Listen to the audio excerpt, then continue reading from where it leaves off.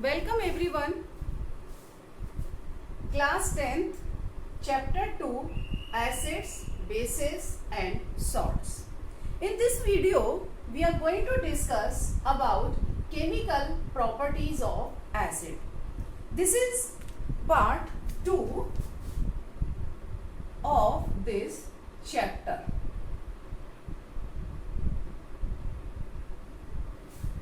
Chemical properties of acids, in which we are going to discuss about acids react with metal, produce hydrogen gas. So now look in this picture. We take a test tube, and in this test tube we take some zinc granules, means zinc pieces. Then add dilute H2SO4. then add cork लगा देते हैं इस test tube के अंदर, ठीक है, जिससे कि जब इसमें रिएक्शन हो तो वो कुछ जो भी गैस प्रोड्यूस होगी वो एकदम से बाहर ना निकले. तो यहाँ पर इस कॉर्क के अंदर ये एक डिलीवरी ट्यूब लगी हुई है जिससे कि डिलीवर होना, डिलीवरी ट्यूब मतलब जिसमें से डिलीवर होगी गैस. ग्लास की बनी हुई होती है, ये रबर कॉर्क है और इसमें ये जो टेस्ट ट्यूब है इस टेस्ट ट्यूब स्टैंड में फिट है. अब क्या होगा कि जब जिंक मेटल रिएक्ट करेगा एसिड से, सल्फ्यूरिक एसिड से, तो हाइड्रोजन गैस प्रोड्यूस होगी और ये हाइड्रोजन गैस इस ट्यूब से होते हुए यहाँ इस टब के अंदर आएगी. इस टब में सोप सॉल्यूशन भरा हुआ है. सोप सॉल्यूशन भरा है हमने. सोप सॉल्यूशन हम क्यों फिल करते हैं इसमें? इसलिए भरते हैं कि ये जो गैस है वो यहाँ पर जब आएगी तो ये गैस जब ऊपर जाएगी तो इधर उधर ना फैले और ये बबल्स जो होते हैं सोप के बबल्स की फॉर्म में ऊपर आ जाएगी. तो ये जो सोप बबल्स होते हैं फिल्ड विद हाइड्रोजन गैस, ये जो हाइड्रोजन गैस है ये सोप बबल्स के अंदर फिल हो जाती है और इस तरह से ये हाइड्रोजन गैस ऊपर आती है. अब क्वेश्चन ये अराइज होता है कि क्या हाइड्रोजन गैस वाटर में सॉल्युबल है? नो. अगर ये वाटर में सॉल्युबल होती तो ये यही सॉल्युबल हो जाती और ऊपर ये बबल्स की फॉर्म में नहीं जाती. तो हाइड्रोजन गैस वाटर में इनसॉल्युबल है. अब जब ये गैस ऊपर जाती है तो हम ये, अगर हमने ये रिएक्शन कराई है तो हमें अगर रिएक्शन पता है तो हम जानते हैं कि हाइड्रोजन गैस है. लेकिन फिर भी जो हाइड्रोजन गैस की कैरेक्टरिस्टिक है उससे हम कैसे आइडेंटिफाई करेंगे? एक्चुअली जो हाइड्रोजन गैस की कैरेक्टरिस्टिक है वो ये है कि जब भी हम बर्निंग मैच स्टिक या बर्निंग कैंडल उसके पास लाते हैं तो वो पॉप साउंड के साथ बर्न होती है. तो जैसे ही हम इसके पास बर्निंग कैंडल लाएंगे तो ये जो हाइड्रोजन गैस के बबल्स हैं ये पॉप साउंड के साथ बर्न होगी हाइड्रोजन गैस, ठीक है, यानी कि साउंड प्रोड्यूस करेगी. एक्सप्लोसिव सी साउंड होती है, साउंड प्रोड्यूस करेगी जिससे हमें ये पता लग जाएगा कि ये जो गैस है वो हाइड्रोजन गैस है. तो ओवरऑल रिएक्शन क्या होगी? Overall reaction is that zinc react with H2SO4, बल्कि हम कहेंगे dilute H2SO4, dilute H2SO4 and form zinc sulphate plus hydrogen gas. इस तरह का जब सिंबल आता है तो हम कह सकते हैं कि ये हाइड्रोजन गैस है. कोई भी जिसके साथ इस तरह का सिंबल हो तो यानी कि गैस है जो कि ऊपर की तरफ चली गई, एवेपोरेट हो गई, ठीक है, तो गैस ऊपर चली गई. तो इस तरह से एस्केप आउट हो गई, क्योंकि टेस्ट ट्यूब के अंदर हम रिएक्शन कर रहे हैं तो उससे गैस निकल गई, एस्केप आउट हो गई. तो ये गैस का सिंबल होता है. तो हाइड्रोजन गैस यहाँ पर प्रोड्यूस हुई. द सेम रिएक्शन अगर हम जिंक की रिएक्शन HCl से कराएं तब क्या होगा? तब जिंक क्लोराइड बनेगा, ZnCl2. अब यहाँ पर मैंने Cl2 क्यों लिया? क्योंकि जिंक की जो वैलेंसी है वो 2 पॉजिटिव है और क्लोराइड की -1 होती है. तो यहाँ पर हमें क्या करना पड़ेगा? 2 क्लोराइन लेने पड़ेंगे. 2 क्लोरीन एटम लेंगे हम तभी तो इसको सेटिस्फाइड करेगा. टोटल सॉल्ट जो न्यूट्रल होगा पॉजिटिव नेगेटिव से, इसलिए हम यहाँ पर लेंगे जिंक क्लोराइड और प्रोड्यूस होगी हाइड्रोजन गैस. अब ये रिएक्शन तो बैलेंस नहीं है तो क्या करेंगे हम? यहाँ पर 2 लगा देंगे. Now reaction is balanced. तो ये मेटल अगर HCl से रिएक्ट करेगा तो जिंक क्लोराइड बनाएगा और हाइड्रोजन गैस रिलीज होगी। और अगर जिंक मेटल H2SO4 से रिएक्ट करेगा तो जिंक सल्फेट बनाएगा और हाइड्रोजन गैस रिलीज होगी। तो इस तरह से हम कह सकते हैं कि मेटल जब एसिड से रिएक्ट करते हैं, या फिर हम कहेंगे कि एसिड जब मेटल से रिएक्ट करते हैं तो वो एक तो सॉल्ट बनाते हैं और दूसरा हाइड्रोजन गैस प्रोड्यूस करते हैं। एक क्वेश्चन अराइज होता है कि ये जो एसिड्स हैं इनको हमें किसी मेटल कंटेनर में नहीं रखना चाहिए।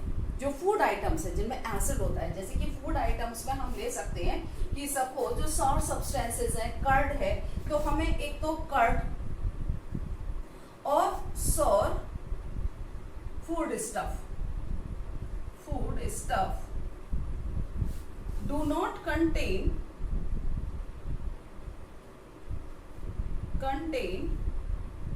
in copper and brass, copper vessel and brass vessel, या तो कॉपर वेसल में या ब्रास वेसल में हमको ये नहीं रखने चाहिए।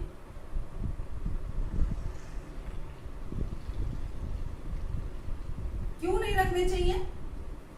क्योंकि ये जो कॉपर है ये मेटल है, ठीक है।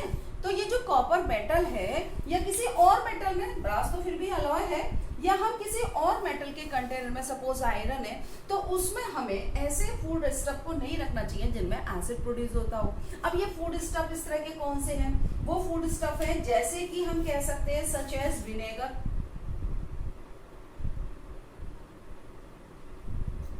है, या फिर हम कह सकते हैं कि लेमन जूस है, या फिर कह सकते हैं ऑरेंज जूस है। तो इनको रखने से क्या होगा कि ये जो जूस है ये मेटल की सरफेस से, जो ये वेसल है उसकी मेटल की सरफेस से रिएक्ट करके एक पॉइजनस सब्सटेंस बना देंगे, पॉइजनस फूड स्टफ बना देंगे। और अगर हम उसको अपना फूड को खाते हैं, लेते हैं, तो क्या होगा कि वो फूड हमारे लिए फूड पॉइजनिंग कर सकता है, और जब फूड पॉइजनिंग होगी तो हमारी हेल्थ डैमेज होगी। तो इसलिए कहा जाता है कि कभी भी कर्ड को या सॉर फूड स्टफ को, जैसे कि विनेगर है, लेमन जूस है या ऑरेंज जूस है, या फिर जो कहते हैं हम खटाई वगैरह होती हैं, उनको हमें कभी भी किसी मेटल के कंटेनर में नहीं रखना चाहिए। अगर हम मेटल के कंटेनर में रखेंगे तो वो मेटल की सरफेस से रिएक्ट करके पॉइजनस सब्सटेंस बना देंगे, और वो पॉइजनस सब्सटेंस अगर हमारे फूड का पार्ट होगा, अगर हम उसे ईट करेंगे, अगर हम उसे लेंगे, तो वो हमारी हेल्थ को डैमेज करेगा। ओके,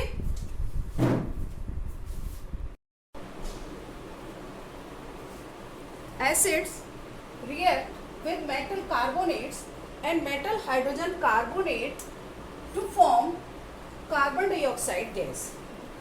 एसिड्स जब कार्बोनेट्स और मेटल कार्बोनेट से रिएक्ट करते हैं तो कार्बन डाइऑक्साइड गैस फॉर्म करते हैं। सपोज मेटल कार्बोनेट के लिए we take an example sodium carbonate, and metal hydrogen carbonate के लिए we take an example sodium hydrogen carbonate, that is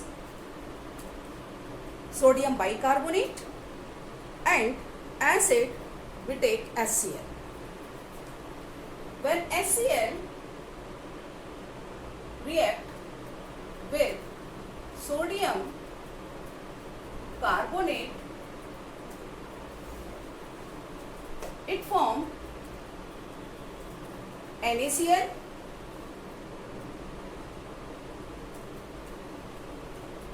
water H2O and CO2 gas. But reaction is not balanced, so first balance the reaction. Here is 2 Na, it means put here 2, and then Cl, 2 Cl, so here add 2. Now 2 Cl, Cl before 2, so here is twice Na, here twice Na, so twice NaCl and CO3, 1 oxygen take here, and H2, so H2O and CO2.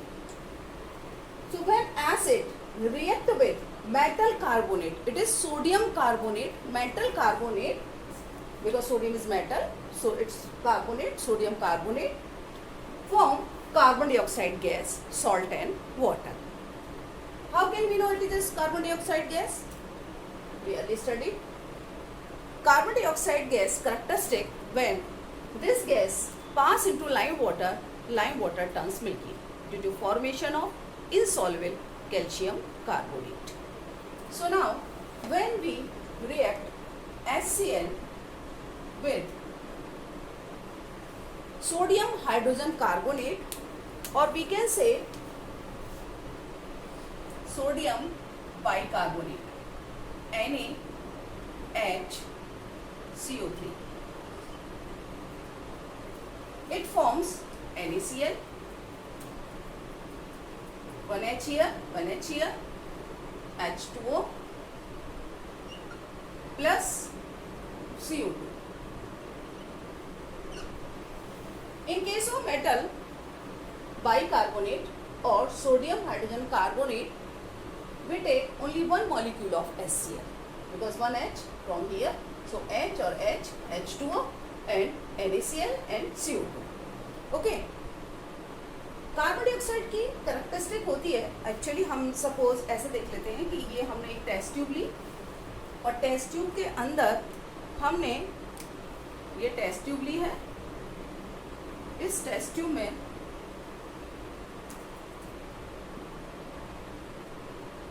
एक ये tube लगा रखी है। Test tube में हमने यहाँ पर sodium carbonate या बाइकार्बोनेट, क्योंकि दोनों ही कंडीशंस में कार्बन डाइऑक्साइड गैस रिलीज हो रही है, तो सोडियम कार्बोनेट ले लें या बाइकार्बोनेट ले लें। इसके बाद जब हम इसमें HCl डालते हैं, जैसे ही हम इसमें HCl डालेंगे और HCl डाल करके हम इस कॉर्क को लगा देते हैं, कॉर्क बंद कर देते हैं, फिर यहाँ से एक गैस प्रोड्यूस होती है। इस गैस को, और ये गैस की नेचर होती है कि ब्रिस्क एफर्वेसेंस। ब्रिस्क एफर्वेसेंस का मतलब है बहुत तेजी से, इस तरह से बहुत तेजी से, जैसे ही हम डालते हैं HCl बहुत तेजी से गैस निकलती है, ब्रिस्क बुलबुले निकलते हैं। तो ये जो ब्रिस्क एफर्वेसेंस के साथ गैस निकलती है, इसको अगर हम यहाँ, ये हमारी दूसरी टेस्ट ट्यूब है, इस टेस्ट ट्यूब में यहाँ पर कैल्शियम हाइड्रोक्साइड भरा हुआ है, CaOH whole twice, aqueous solution of calcium hydroxide known as lime water. ये लाइम वाटर है। यहाँ पर ये हमने यहाँ पर सोडियम कार्बोनेट लिया Na2CO3 और HCl इसमें डाल दिया, रिएक्शन हुई, कार्बन डाइऑक्साइड गैस प्रोड्यूस हुई। और ये जो लाइम वाटर है ये बहुत लाइट सा वाइट कलर का होता है, लेकिन जैसे ही कार्बन डाइऑक्साइड गैस आती है इसमें, इस गैस की वजह से लाइम वाटर मिल्की हो जाता है। Lime water turns milky due to formation of reaction. क्या होगी कि ये कैल्शियम हाइड्रोक्साइड है और इस कैल्शियम हाइड्रोक्साइड में जैसे ही कार्बन डाइऑक्साइड आएगी, कैल्शियम कार्बोनेट बनेगा और वाटर बनेगा। ओके, तो ये कैल्शियम कार्बोनेट है, इट इज इनसॉल्युबल। इनसॉल्युबल होता है, वाटर में सॉल्युबल नहीं होता है, इसलिए ये व्हाइट कलर का हमें दिखाई देता है। क्या कैरेक्टरिस्टिक है कार्बन डाइऑक्साइड की? एक तो कैरेक्टरिस्टिक ये हो गई कि वो लाइम वाटर को मिल्की कर देती है। दूसरी कैरेक्टरिस्टिक हम कह सकते हैं कि ब्रिस्क एफर्वेसेंस।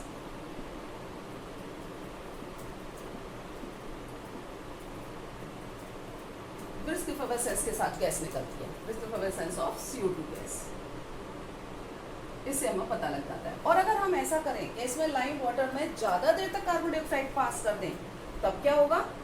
कैल्शियम कार्बोनेट, वाटर, और हमने और एक्सिस में कार्बन डाइऑक्साइड पास कर दी, तो इससे बनेगा CaHCO3, calcium bicarbonate, that is insoluble और कलरलेस। तो इट मीन्स जो मिल्की कलर हुआ है वो थोड़ी देर बाद डिसअपियर होकर के कलरलेस हो जाएगा। ये होता है सॉल्युबल।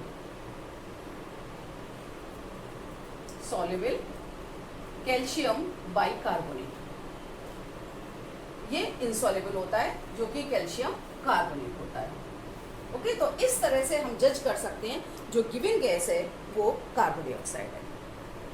नाउ नेक्स्ट एग्जाम्पल लेंगे। हाँ, इसमें एक ये है कि अगर किसी को एसिडिटी हो रही हो तो इस सोडियम बाइकार्बोनेट का यूज़ है कि जब इंडाइजेशन से एसिडिटी हो जाती है उस कंडीशन में अगर हम थोड़ा सा ये सोडियम बाइकार्बोनेट ले लें तो ये इसकी नेचर बेसिक नेचर होती है, और बेसिक नेचर होने की वजह से ये जो स्टमक के अंदर एसिड होता है HCl उसको न्यूट्रलाइज कर देता है, और न्यूट्रलाइज करने की वजह से पेन से रिलीफ मिल जाता है। देखिए यहाँ पर एसिड है, ये बेसिक नेचर का है, एक तरह से हम कह सकते हैं कि न्यूट्रलाइजेशन रिएक्शन है।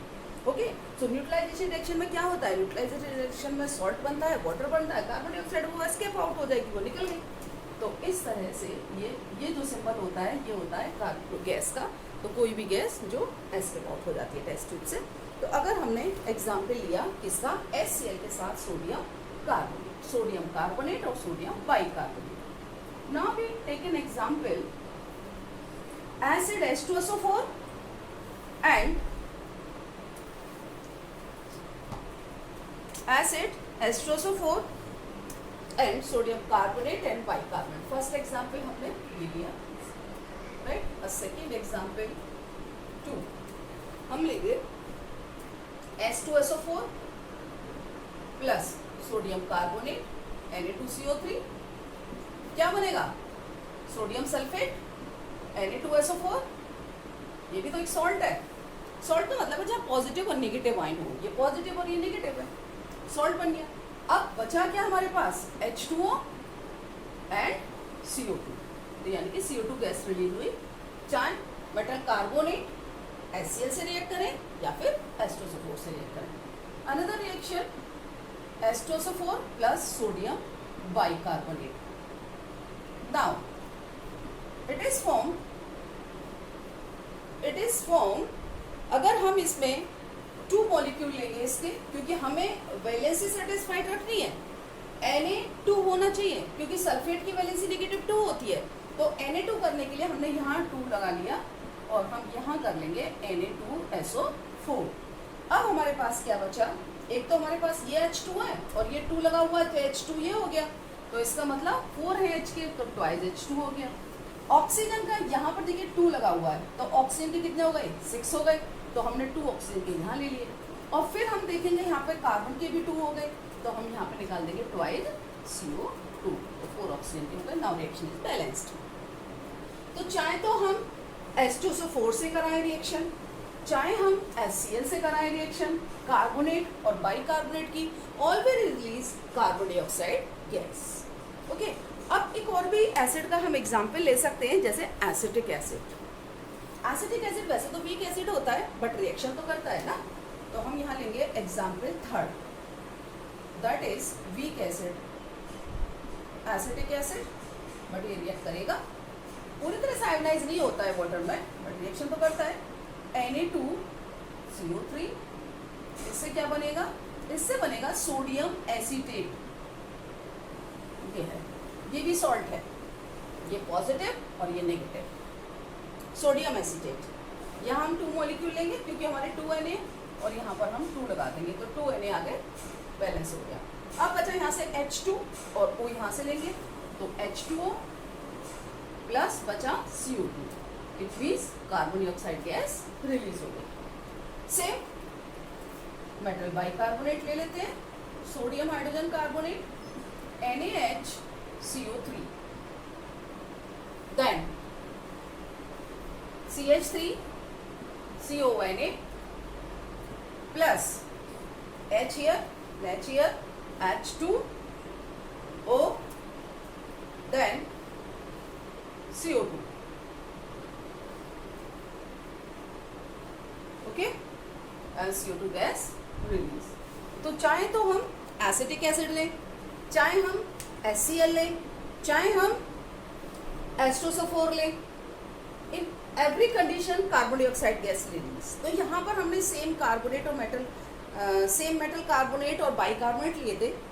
अगर हम कैल्शियम कार्बोनेट लें, देखो कैल्शियम कार्बोनेट के अगर रॉक्स हैं या फिर आप घर में भी देखते हो कि फर्श होता है तो वहाँ भी पत्थर लगा हुआ होता है, तो अगर उस पर थोड़ा सा H2SO4 गिर जाए तो क्या होता है, उसकी सरफेस को खराब कर देता है। तो ये क्या होगा रिएक्शन, ये रिएक्शन भी कर लेते हैं, दैट इज अगर हमने H2SO4 गलती से गिरा दिया फर्श पर कैल्शियम कार्बोनेट, तो क्या करेगा, कैल्शियम सल्फेट बनेगा, CaSO4 और H2O बुलबुले से निकलने लगते हैं और कार्बन डाइऑक्साइड गैस रिलीज हो जाती है। कैल्शियम सल्फेट बनेगा और कार्बन डाइऑक्साइड गैस रिलीज हो जाएगी, राइट। तो इस तरह से हम कोई भी कार्बोनेट लें या बाइकार्बोनेट लें। Now next topic is neutralization reaction. What is neutralization reaction? Neutralization reaction when acid react with base. Suppose when acid reacts with base, it forms salt and water. अब 7th स्टैंडर्ड से पढ़ते हुए आ रहे हैं। अगर हमने acid लिया HCl, base लिया NaOH, क्या होगा? ये वाटर में डिसॉल्व होकर के क्या बनाता है? HCl H आयन और Cl आयन देगा। तो इट मीन्स अगर हम ये देखें कि HCl अगर वाटर में आयोनाइज हुआ तो वाटर में आयोनाइज होकर के इसने दिए एक्वस लेते हैं हम यहाँ पर, एक्वस मतलब इसके साथ वाटर है, इसने आयोनाइज होकर के H आयन दिए और Cl आयन दिए। ओके, यहाँ पर जो NaOH है इसने एक्वस मीन्स वाटर में आने के बाद इसने Na आयन दिए और OH आयन दिए। ओके, अब क्या होगा कि इस एसिड का H आयन और बेस का OH आयन आपस में रिएक्ट करते हैं, H ion plus OH ion and form water. ये वाटर बना। क्या बचा? Na और Cl, तो ये फॉर्म होगा NaCl salt plus water. This is neutralization reaction. Neutralization reaction में एसिड बेस के इफेक्ट को खत्म कर देता है और बेस एसिड के इफेक्ट को खत्म कर देता है। इसके लिए आप एक एक्सपेरिमेंट देख सकते हैं।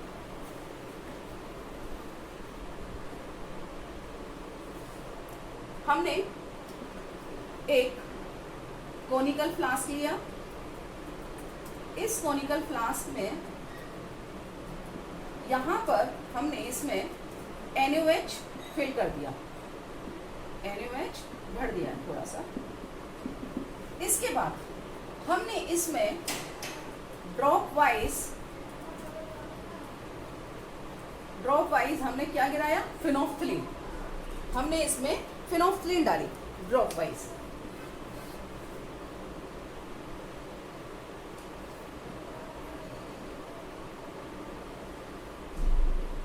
ये एक इंडिकेटर का काम करती है, केमिकल इंडिकेटर है, पहली वीडियो में हम करा चुके हैं।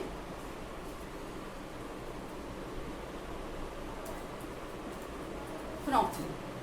तो जब फिनोफ्थलीन हम इसमें डालते हैं तो क्या होगा कि यहाँ पर NaOH के साथ फिनोफ्थलीन बेस के साथ रिएक्ट करके पिंक कलर देती है। तो सॉल्यूशन का कलर पिंक हो जाएगा। ये रेड कलर है बट डोंट कंफ्यूज, ये पिंक कलर देता है, ठीक है। पिंक कलर देगा और पिंक कलर का अब हमें करानी है न्यूट्रलाइजेशन रिएक्शन। तो हम क्या करेंगे, इसमें फ्लास्क में ऊपर से हम यहाँ पर क्या डालेंगे? HCl डालेंगे। जैसे जैसे यहाँ से HCl आएगा, HCl डालेंगे तो ये जो पिंक कलर है वो डिसअपियर होना स्टार्ट हो जाएगा। और एक कंडीशन ऐसी आएगी जब ये पिंक कलर पूरी तरह से डिसअपियर हो जाएगा। क्यों? क्योंकि उस समय जितना बेस था, वो जितना NaOH था, वो HCl के आने के बाद न्यूट्रलाइज हो गया और न्यूट्रलाइज होकर के अब इसके अंदर वाटर और सॉल्ट है। अब यहाँ पर बेस नहीं है तो इसलिए वो पिंक कलर डिसअपियर हो गया। अगर हम फिर से थोड़ा सा डाल दें फिनोफ्थलीन तो फिर से आ जाएगा पिंक कलर, और फिर से हम HCl डालें तो फिर डिसअपियर हो जाएगा। क्यों? क्योंकि यहाँ पर न्यूट्रलाइजेशन रिएक्शन हो रही है। इस तरह से हम न्यूट्रलाइजेशन रिएक्शन को देख सकते हैं एक्सपेरिमेंट से। Metal react with acids react with metal oxides. अगर एसिड्स की रिएक्शन हम मेटल ऑक्साइड से कराएं तब क्या बनेगा? देखिए, acids react with metal oxide. Listen, acid हमने यहां पर ले लिया सपोज HCl और मेटल ऑक्साइड ले लिया हमने कॉपर ऑक्साइड. कॉपर ऑक्साइड कैसे कलर का होता है? ब्लैक कलर का होता है. कॉपर ऑक्साइड ले लिया और हमने यहाँ पर HCl ले लिया. जब हमने यहाँ पे HCl ले लिया तो HCl 2 मॉलिक्यूल लेंगे क्योंकि इसकी कॉपर की वैलेंसी +2 होती है, चार्ज +2 होता है कॉपर पर, तो इसलिए Cl के हमें 2 लगाने होंगे. CuCl2 बनेगा. कॉपर क्लोराइड, और जो कॉपर क्लोराइड होता है वो ब्लू ग्रीन कलर का होता है. It is blue green colour का कॉपर क्लोराइड बनेगा. कहाँ से? ब्लैक कलर के कॉपर ऑक्साइड से. ये होता है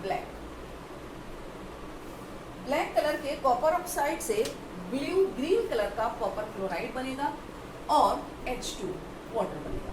ये कॉपर क्लोराइड है क्या? दिस इज सॉल्ट है और वाटर है, राइट? सॉल्ट बना, वाटर बना. और यहाँ पर क्या है? ये मेटल ऑक्साइड क्या है? It is basic in nature. We know very well कि जो मेटल के ऑक्साइड होते हैं वो बेसिक नेचर के होते हैं. तो ये बेसिक हो गया और ये एसिड हो गया, राइट? तो क्या हुआ? ये बेसिक नेचर का है और ये एसिड है. तो क्या हुआ? न्यूट्रलाइजेशन रिएक्शन हो गई. ये भी एक तरह से, ये भी न्यूट्रलाइजेशन रिएक्शन है. Base react with basic in nature. So base react with acid and form salt and water. It is also a neutralization reaction. Now next, acids have corrosive nature. Corrosive का मतलब होता है कि जहां भी गिरता है वहां खराब कर देता है. अगर एसिड को किसी तरह से गलती से, सपोज हम लैब में काम कर रहे हैं और कंसंट्रेट एसिड्स अगर हमारी स्किन पर पड़ जाए तो वो वहां पर बर्न कर देता है, जला देता है स्किन को. या फिर हम लैब कोट पहन के काम करते हैं लैब में, लैब कोट पर अगर गिर जाए तो वो उसको भी जला देता है. वो क्लोथ होता है, होल कर देता है उसके अंदर जहाँ भी गिरता है. तो ये जो नेचर होती है एसिड की कि एसिड जहाँ भी गिरता है वहाँ पर ये इस तरह से बर्निंग दिखाता है. अगर हम क्लोथ पर दिखाएं तो वो भी बर्न हो जाता है. कहीं प्लास्टिक वगैरह पर भी पड़ता है. प्लास्टिक से तो रिएक्ट नहीं करता एसिड, क्योंकि यही नेचर होती है कि प्लास्टिक से रिएक्ट नहीं करते हैं एसिड्स, बट इसीलिए हम उन्हें प्लास्टिक की बोतल्स में रखते हैं. बट अगर मेटल पे रखा जाए, जैसे मेटल का, क्यों हम लैब में देखेंगे कि कभी भी मेटल की बोतल्स के अंदर H2SO4 नहीं फिल होता? क्यों? क्योंकि वो मेटल से रिएक्ट कर जाएगा, बट प्लास्टिक से वो रिएक्ट नहीं करता, इसलिए हम प्लास्टिक की बोतल्स में रखते हैं. मेटल से रिएक्ट करके मेटल की सरफेस को एक तरह से कोरोड मतलब खराब कर देना. मेटल की सरफेस को खा जाता है, ईट अप, मटेरियल को खा जाता है, उसको लेयर को खराब कर देता है. तो इसलिए इस नेचर को हम एसिड की बोलेंगे कि acid have corrosive nature. The same way अगर बेस अगर हम ले स्ट्रॉन्ग बेस NaOH तो उसके साथ भी यही होता है. NaOH भी अगर कहीं पर गिरेगा, कंसंट्रेटेड NaOH, तो वो भी इस तरह से बर्न नहीं करेगा, वो भी बर्न कर देगा. तो इसे हम कह सकते हैं कि जिस तरह से एसिड्स की कोरोसिव नेचर होती है, बेस की भी नेचर होती है. बेस भी उसी तरह से हमारी स्किन को डिस्ट्रॉय कर देते हैं. Okay?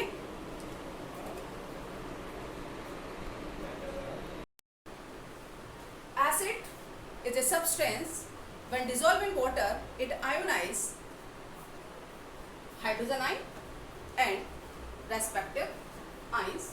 Suppose HCl dissolved in water, HCl aqueous, it gives H ion and Cl ion. If H2SO4 dissolved in water, it gives hydrogen ion and sulfate ion. Suppose we dissolve HNO3 in water, aqueous means it dissolved in water, it gives H ion and nitrate ion. If we dissolve acetic acid वैसे acetic acid weak acid है, but कुछ तो ionise होता ही है। Acetic acid in water it gives H ion plus acetate ion. What we observe in these acids? We observe every acid give hydrogen ion. So what do all acid have in common? Hydrogen ion. Okay, hydrogen ion in common all acids. But this hydrogen ion in water cannot exist. Hydrogen ion cannot exist in this H ion. It always combined with polar water molecule and form hydronium ion. तो अगर हमको कहीं भी इस तरह से मिलता है H aqueous,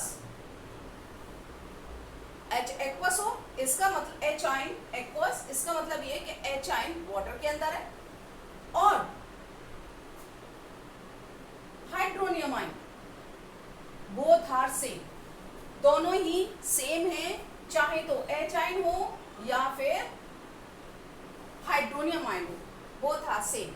तो कभी भी ये इस तरह से एग्जिस्ट नहीं करता। ये पोलर मॉलिक्यूल वाटर के साथ कंबाइंड होकर के, पोलर मतलब जिसमें दो पोल होते हैं, डाइपोल होता है, तो ये पोलर नेचर होती है ना वाटर की, तो पोलर वाटर मॉलिक्यूल के साथ अटैच्ड होकर के हाइड्रोनियम आयन बना देता है। अब क्या सारे कंपाउंड्स जिनके अंदर हाइड्रोजन प्रेजेंट होता है वो हाइड्रोजन आयन देते हैं? फॉर एग्जाम्पल, अगर आपके पास ग्लूकोज है, अगर आपके पास इथेनॉल है, तो क्या वो हाइड्रोजन आयन देगा? नो, वो हम किसी एक्सपेरिमेंट से ऑब्जर्व कर सकते हैं। देखिए, हमने ये एक एक्सपेरिमेंट लिया, इस एक्सपेरिमेंट में हमने क्या किया है, ये एक बीकर है और इस बीकर के अंदर हमने यहाँ पर ये कॉर्क लगाई, कॉर्क में दो आयरन नेल फिक्स कर ली है। इसके बाद वायर से हमने इसको कनेक्ट किया, यहाँ पर एक स्विच है और ये बल्ब है और यहाँ पर हमने एक बैटरी लगाई है। इसके बाद हमने इसमें HCl भर दिया। जब HCl भर दिया और हमने इसको बैटरी से कनेक्ट कर दिया, और जो HCl है वो डाइल्यूट है, कंसंट्रेट नहीं होना चाहिए, डाइल्यूट का मतलब HCl के अंदर वाटर है। तो अब जब हमने डाइल्यूट HCl भरा है तो क्या होगा, जैसे ही हम यहाँ स्विच ऑन करेंगे और बैटरी से कनेक्ट करेंगे, so when HCl dissolve in water, it ionize, it give hydrogen ion HCl in water, क्योंकि हमने डाइल्यूट HCl लिया है, क्या देगा? हाइड्रोजन आयन देगा और क्लोराइड आयन देगा। ये जो आयन है, ये आयन यहाँ पर मूव करेंगे और जब आयन मूव करेंगे तो इलेक्ट्रिसिटी पास होगी, इलेक्ट्रिसिटी कंडक्ट होगी, जिसकी वजह से बल्ब ग्लो हो जाएगा। और अगर हमने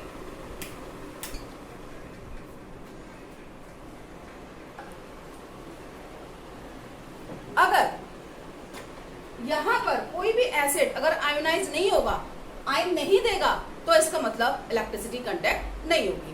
तो एसिड की नेचर ही ये होती है कि वो हाइड्रोजन आयन देते हैं और हाइड्रोजन आयन देने की वजह से ही उनकी एसिडिक प्रॉपर्टी होती है।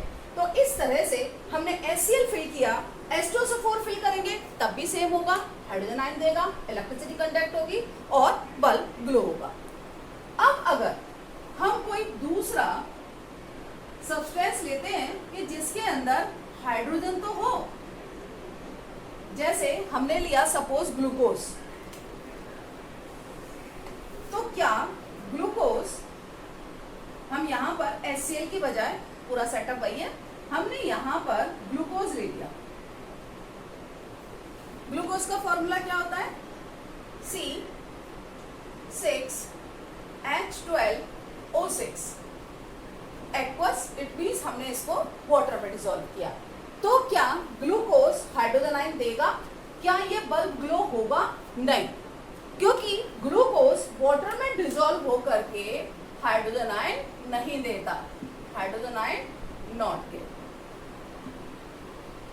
ये हाइड्रोजन आयन नहीं देगा। और जब हाइड्रोजन आयन नहीं देगा तो यहाँ पर आयंस अवेलेबल नहीं होंगे, और आयंस अवेलेबल नहीं होंगे तो इलेक्ट्रिसिटी कंडक्ट नहीं होगी और बल्ब ग्लो नहीं होगा। अगर हम इसकी जगह ग्लूकोज की जगह सपोज हमने यहाँ पर इथेनॉल ले लिया, अगर हम यहाँ पर ये इथेनॉल लेते हैं C2H5OH इथेनॉल,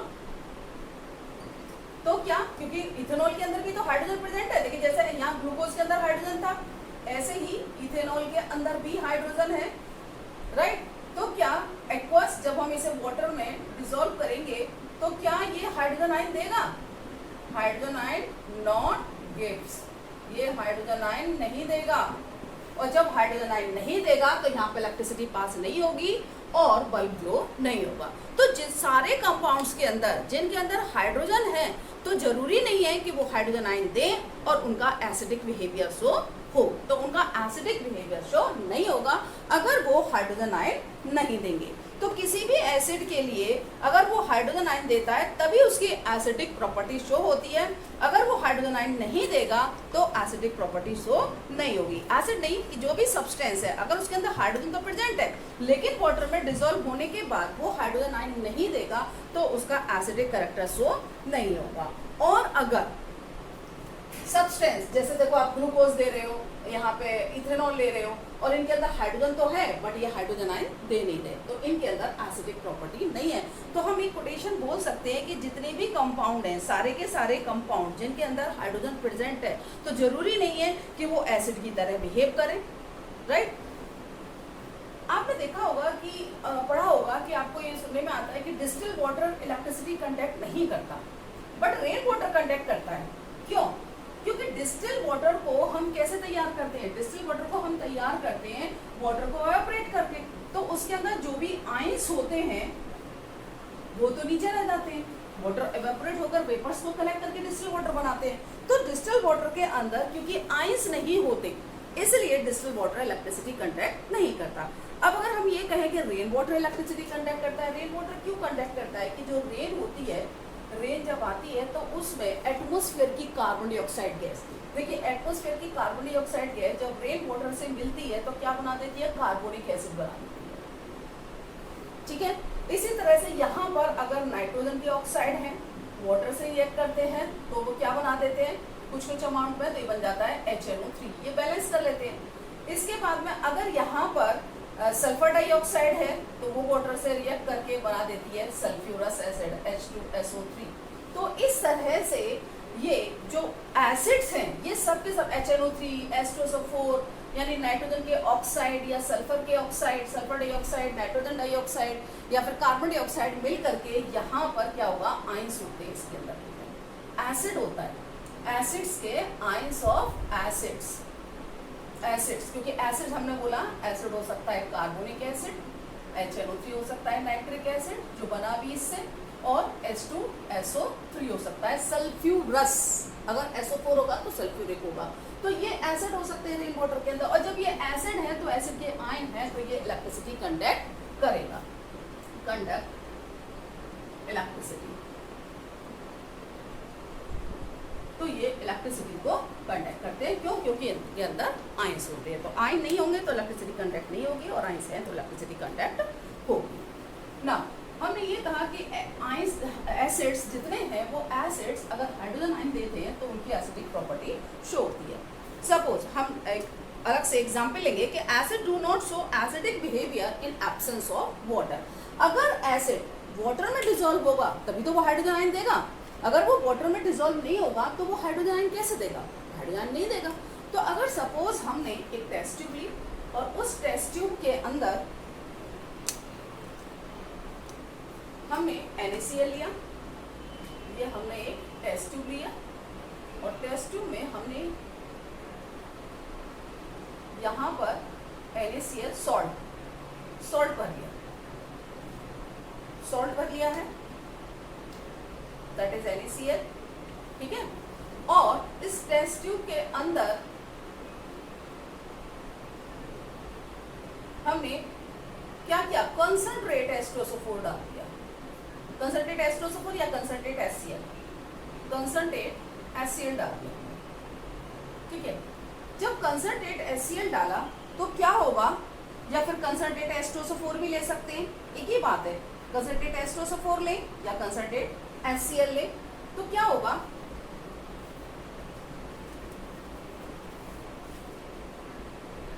H2SO4 लेंगे तो ज्यादा बेस्ट रहेगा, H2SO4, ठीक है, क्योंकि कॉमन हो जाएगा फिर Cl अगर HCl लेंगे तो H2SO4 डालेंगे।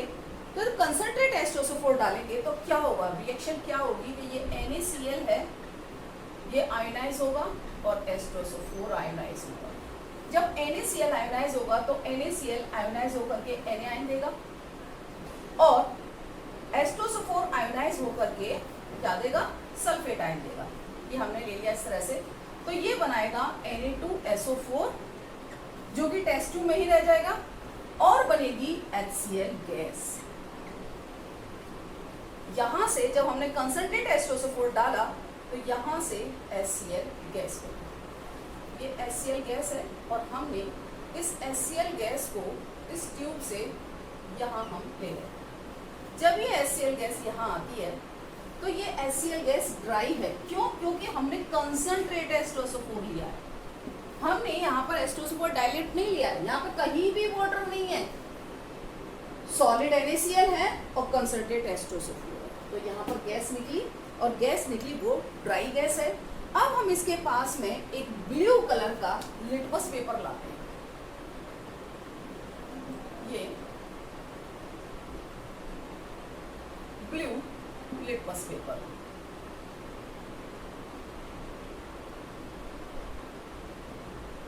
Blue litmus paper. जब ब्लू लिटमस पेपर लाते हैं तो क्या ये रेड होगा? नो, ये ब्लू लिटमस पेपर रेड नहीं होता। क्यों? क्योंकि जो ये HCl गैस है वो ड्राई गैस है और ड्राई गैस आयंस नहीं देगी, हाइड्रोजन आयन नहीं देगी। इट मीन्स इसकी एसिडिक प्रॉपर्टी शो नहीं होगी। अब क्या कर सकते हैं, गैस तो ड्राई है, इस कंडीशन में हम एक काम कर सकते हैं कि हम इस लिटमस पेपर को थोड़ा सा गीला कर लें। तो हम इसको कहते हैं वेट लिटमस पेपर। हमने वाटर से इसको थोड़ा सा गीला कर लिया। अब हम ऑब्जर्व करेंगे कि अब क्या होगा। अगर हम वेट लिटमस पेपर लाते हैं तो ये blue litmus paper turns to red, ये रेड होने लगेगा। क्यों?